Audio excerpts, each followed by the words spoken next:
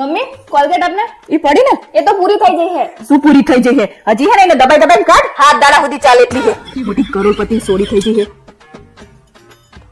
હીમો હા અહીંયા પગલું સણી હતું ચાલજ્યું અહીંયા ત્યાં કોઈ પગલુસણી હતું.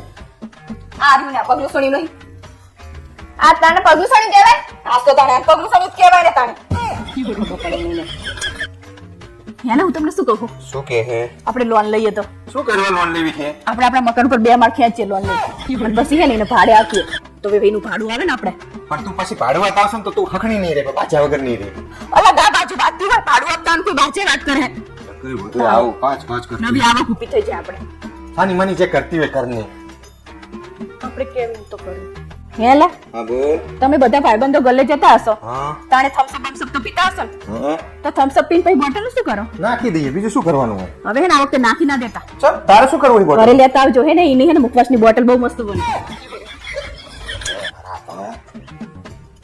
કઈ બાજુ પડી તું સામેની રૂમમાં હુવા. હવે સાની માની આઈ હું જાને બે બે એસી બારવાના હે મોટા કરોડપતિની સોડી થઈ જઈ હું તે બે હેઠી મમ્મી આ ડ્રેસ જો ને ચલો મસ્ત મને લઈ દે ને. એ હે અત્યારે કશું લઈ દેવાનું થતું નહીં જાણવા તાણે આ લઈ દે ને તે લઈ દે ને. શ્રાવણ મહિનાનો સેલ આવે ને તાણે લેજે જાણવા તાણે કપડા જ માંગતી હોય અત્યારે તાર બાપા તો જાણે કરોડપતિ હોય એવું કરે છે આ લઈ દે ને તે લઈ દે ને.